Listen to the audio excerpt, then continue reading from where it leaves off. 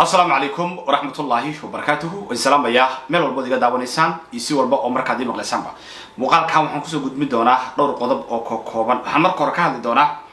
wabiga degmada Baardheere ee gobolka Sigado ayaa dhinaciisa waxa la yiri waxa laga sameeyaa jaranjarooyin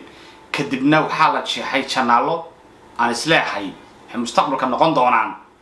waxay channeladaas ay keeni doonaan inay fatahaad xoog leh ay markaas magaaladani ay wajahdo xilli roobaadka marka ugu soo socda yaa ka dambeeya yaa sameynaya balaantaasi analysis baan ka sameyn doonaa iyo waana guud cid walba oo maanta ay fiirsanaysana waxay bari ka mid noqon doontaa dadka mas'uuliyadda qaadi doona meesha wixii ka yimaada taa waa qodobka koowaad qodobka labaad waxaan ka hadli doonaa shir hoose oo dawladda Itoobiya sirdoonkooda iyo ergo ka socota madaxweyne Xasan Sheekh Maxamuud oo gabadhiisu ay ku jirto ay Itoobiya kula shireen magaalada Nairobi maxaa laga hadlay maxaa ku xeeranna erayanka oran doona finally waxaan ka hadli doonaa dawladda Imaaraadka Carabta oo joojisay kaalmadii ciidamada qaranka Soomaaliya ay siineysay kadib markay xaqiiqsatay inay burburisay ciidankii qaranka Soomaaliya u dhisnaa ay Soomaaliya iyo taageerahoodii iyo wixii ay siin jireen ay joojiyeen saddexda qodob baan dhowr meelood oo kala duwan ka fiirin doonaa soo dhawaada meel walba oo aad joogtaan iyo si walba oo marka aad maqlaysaanba haddii aan ku bilaabo arinta ka taagan degmada Baardheere oo aanan arag aqliyad garasho faham dadka deegaanka ah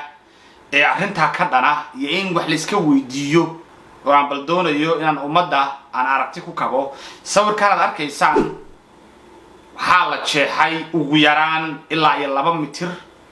darbigii dheeraa ee biyaha celinayay ee degmada Baardheere ayaa la jeexay niciisa kadibna waxa la yiri waxa dhulka hoose laga soo bilaabayaa baa la yiri jaranjaro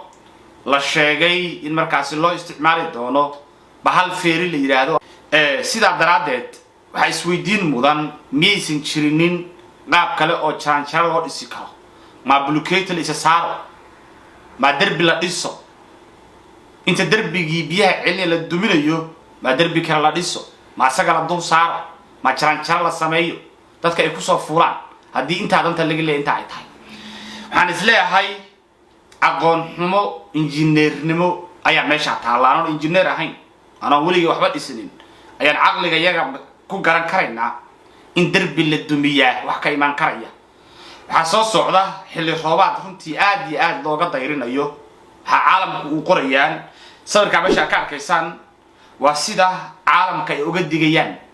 roobabka soo socda bisha ugu soo aadan ee April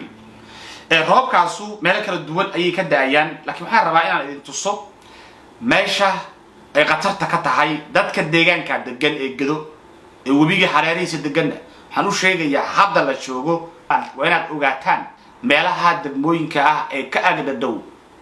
biyaha gobolka maraya biyaha ugu tirada badan ee hadda la saadaalinayo ee update-ka ugu dambeeya ay saadaalinayaan hay'adaha caalamiga ah أنت هرتاس أصدقائيان وهيك كده أيام باليري إثيوبيا أي كده أيام قول كجدو نسخاسي أو كده أيام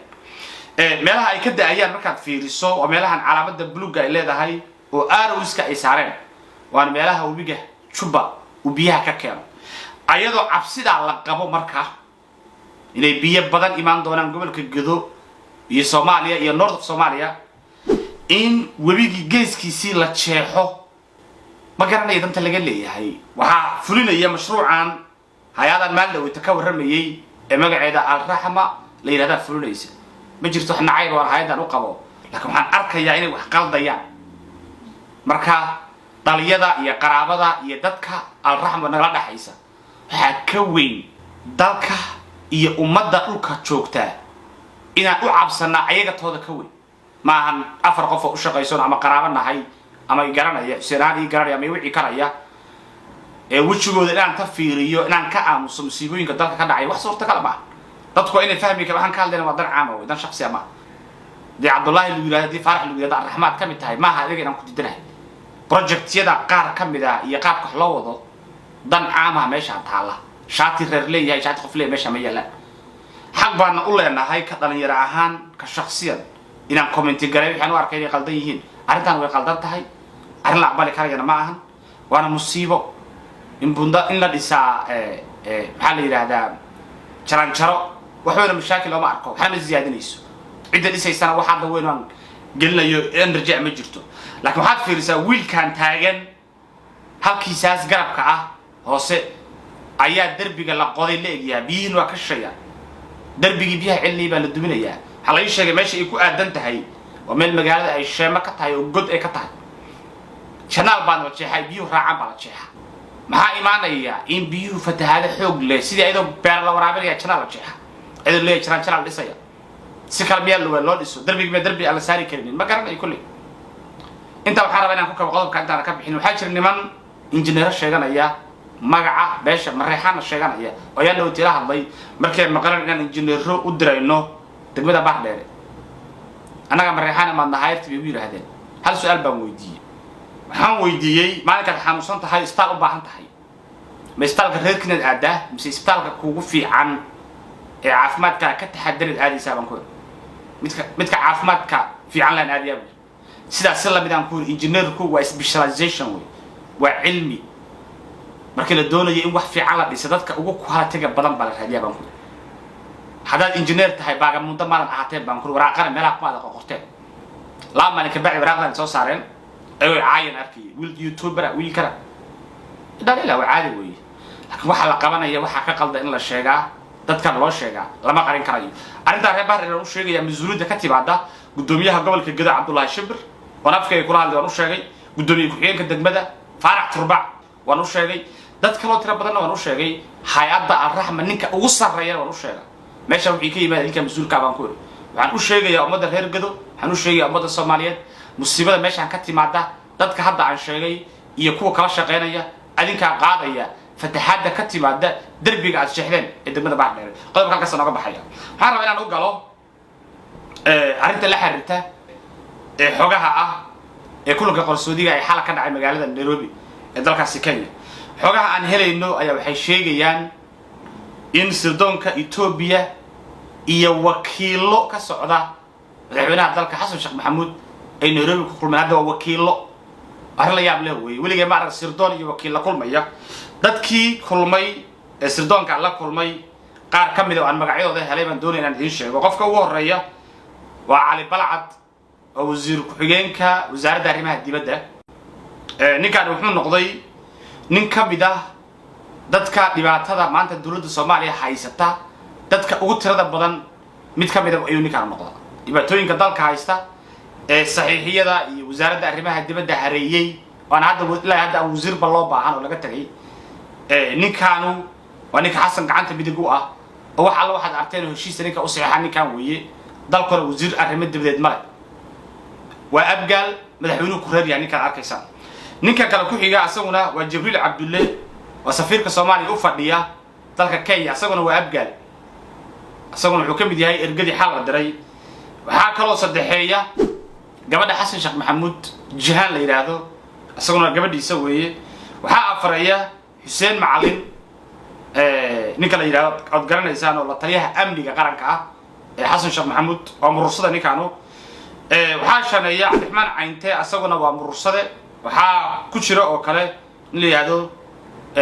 Kamal Guutaale oo ragii Facebook ka tuuyan jiray nugula jiray haddana la dalacsiiyay asaguna Saleebaan markaad fiiriso kulligood waa hawiye weey dawladnimadii Soomaaliya oo aan wasiir arrimaha dibadda lahayn oo aan wasiir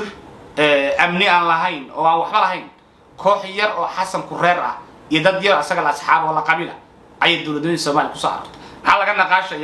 laga naqaashayaa in badii Soomaaliya Ethiopia laga gorgortamo laga naqaashayaa oo bad Soomaaliya ma intiinaan isku reerka askar aw ummadii Soomaaliyeed waxa loo qarinayaa waxaan maalin hore idinku iri halkaan oo fadhiya ma kamay waan baradiri Xasan Sheekh Maxamuud gorgortan buu ka gali doonaa heshiiskaasna uu fasixi doonaa ma hore dib haddana waxa cagta la saaray wadadii Ethiopia gorgortan lagu gali lahaa xasuuqa soo galay mujaamalada reer galbeedka aan maaleynay ciidaha abaabul inay Ethiopian yihiin sida jariirada caanka ah ee ka soo baxay dalka Mareykanka oo qoraysay in markaas Ethiopia ka laaban doonto arintaas oo mujaamaladi aan naqaanay reer galbeedka ku naqaanay xasanna wuxuu bilaabay inuu la fariisto Ethiopia marka uu dambeeyay asagana waxa looga yeeri doono arrin sabab ayadoo la sheegi doono in Ethiopia ma ka laabatay ama wax laga bedelay xilli Ethiopia هذا دي سوق الشيء ماشي أي تلوان للسيا علماء الله بعدين طبعا هالكاسي وحن فاينا لكسو كوبا يا قدم كله واسقنا مهمة دولة الإمارات كعربتها أي سيدا حقها أي وربعين عالم قار كم ذي قريان حل هلا يا إلى يشوفي كارمدي عيدا كقرن كأيسينين بيشوفين بالي